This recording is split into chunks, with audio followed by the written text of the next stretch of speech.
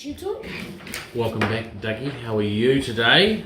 Good, thanks. Excellent. New Zealand isn't so good though. Well, it's okay. I mean, I think we'll probably come out of the level 3 in Auckland next week. Touch wood, and the rest of New Zealand's been level 2. I think we'll be okay. Now, a bit of a chunky one this week. Chunky Coal Medina. Because, so last week we only had one runner, but obviously. Well, only one runner last weekend, and a bit of an odd ride. Got back in the field and didn't show a lot of vigour in the straight, and behind a wall of horses, I think I had a lot more to give, Sanctify, so looking forward to her next start. And moving on straight to this week. So, we'll start it off with on Friday at Bendigo, we have Monafasa. We do. Monafasa, her second preparation in Australia after being imported from the UK, and reports from the stable is that she's much stronger, has come back really well. So really looking forward to this preparation with her. It's only 1400 metres, it is too short. She's drawn well, should get a nice run, heavy 8 track, not sure how she'll handle it. It is too short for her, and she should be doing her best work late, and looking forward to getting her up over more of a trip. I think she can run in the first half dozen, which would be a good result over this distance. Fresh up. And on Saturday at Matamata Race 5, we have She's Apples. Got a few at Matamata, Douglas, haven't we? Oh, also, Monafasa is race 6. Yeah, that's what I'm doing. Thank you. So yeah, She's Apples trialled up really well, as you'll see on the screen. And then first up was an odd run on a quite a heavy track. She looked gone and then came back really well towards the end of the race, came back hard. So not sure whether barrier 2 is going to be a good barrier on Saturday or not, whether they'll be coming wide, but I think we should use the barrier, be reasonably handy. The step up to 1400 metres suits, and she's certainly come back well. So if she handles the track and is in the right part of the track, I think at good odds she can run in the money. And again, on Saturday at Matamata Race 7, we have Rip 'em Up. And Sam Weatherly aboard, Rip 'em Up, and also aboard She's Apples. So Sam Weatherly, not Sam Weatherly, Rip 'em Up, went super first up over 1200 metres, well at her grade, charged home late. Step up to 1400 metres is a step in the right direction. She'll get back and will be running on well late. We're not at her best distances yet. Her best distances are when we get to 2000 metres and plus, but wouldn't be surprised at all if she could just poke her nose. If she ran in the first 5 and could poke her nose just into the money somewhere, would not be surprised. Is going well. Okay, and again on Saturday at Matamata Race 10, we have 2 runners, the first of 2 being Darley Palmer. Yeah, Darley Palmer, Taiki going to get it on board, claiming a kilo. This horse, I didn't mind his first up run for 4th on a track that was too wet, and since then he's kept drawing terrible wide barriers, and we've had to scratch him. He's drawn a wide barrier again, but I'm not too worried about that, and we will run him, I think. It'll just all depend on track conditions. So I don't really want to run him on a heavy track. Happy to run him on a slow track. So if I got out to a heavy 10, I think he'd be a dubious run. A heavy 11 he wouldn't start, particularly being a later race in the day, because I think he is ready to run really well on the right track conditions. But if we get the right track conditions, he'll just settle wherever he's happy. He'll find the right part of the ground, and he's working well, and he can run on really well. But I'd love to see him on a slow track. I think he's a horse to bet next time on a slow track. And the second one is Make Time.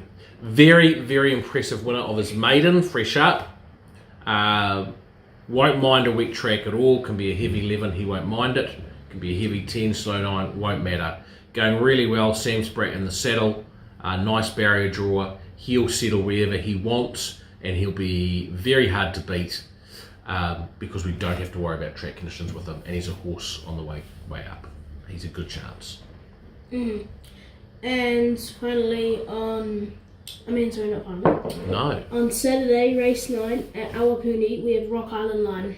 A horse that's going really well. 3 starts this time in, all out of his grade for a second, third. He's out of his grade again, but there's more horses in the race out of his grade than him, if you know what I mean. So he's okay placed in this race. The drop back to 1400 metres suits. He has drawn wide. Darryl Bradley on board. But we'll just let him find his feet wherever he's happy. He'll find the right part of the track, and he's going really well. He's a genuine winning chance. And on Saturday at Doomben. On Saturday at Doomben Race 5, we have Bury Me Home. Last start winner. Really impressive. Dove through late, got up and won. Goes up in grade, but also up in prize money, $75,000 race. Love his barrier. Barrier 1, perfect. He's just going to be, he'll probably end up settling midfield, I think, on the rail. If a good tempo, if it's just a moderate tempo, he might be one place closer, even in the trail, but he'll settle. I think being held up is really good for him, and if he gets the right splits, he's a good winning chance. He can win again. And on Saturday at Mooney Valley Race 9, we have 2 runners, the first of which being Sir Pippin. Both imports. Sir Pippin, going really well, running very consistently. He's just unfortunate that in this time of COVID in Victoria, you can't move horses interstate. So he's having to race only in Victoria, and probably there's some better races for him in New South Wales at the moment. But, and so he's having to run in open class races where he's out of the handicap. And by out of the handicap, I mean, if you could run a normal handicap, he'd carry 52 kilos. But he's having to carry 56 kilos because he's racing out of his grade. So that's difficult for him. But he's going really well consistently. He's got a poor barrier draw, but he's got Craig Williams on board who's won on him. He can... He'll probably get back if there's a good tempo on. He'll come into it. I don't think Mooney Valley's a problem for it, and he can run really well again. He's certainly much better chances, 26-1 odds suggest. And the second runner is Skyman.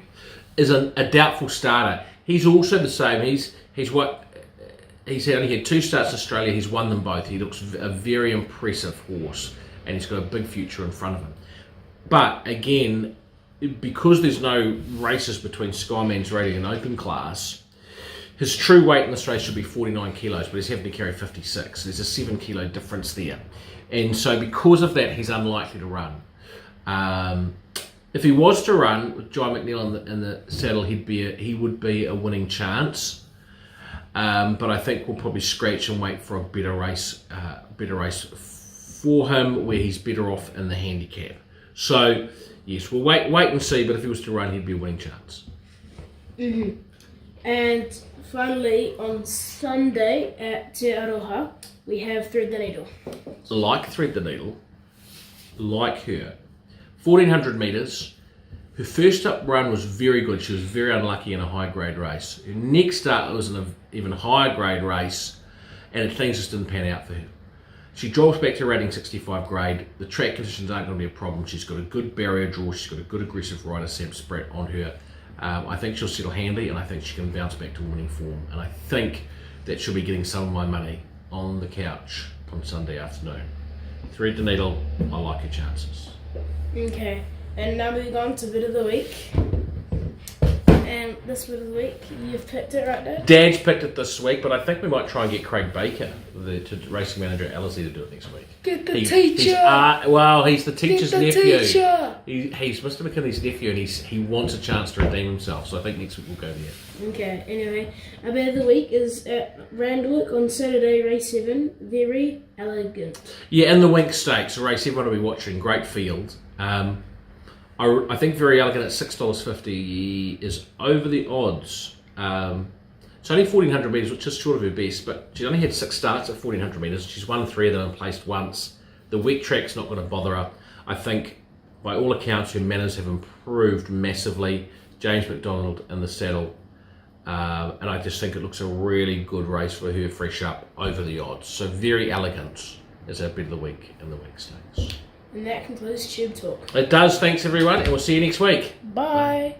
Coming to the 600 metres mark, Might and Power, 2.5 to Juggler. Champagne is still there. Catalan Opening getting to fourth as they near the turn, and then Danamora into Gazes under heavy pressure at the tail of the field. Might and Power leads for home. Might and Power's about 6 off the fence, led by 4 lengths to Champagne getting to second. Juggler's gone. Catalan Opening running on gamely, but Might and Power is a mile in front coming to the 200. He's put 5 lengths on Champagne. He's breaking their hearts. In third place, Catalan Opening. Juggler really struggling, but ladies and gentlemen, here he is, the new star of the Australian turf. Might and Power making them look like second raters down to the line, 9 lengths, I'd say.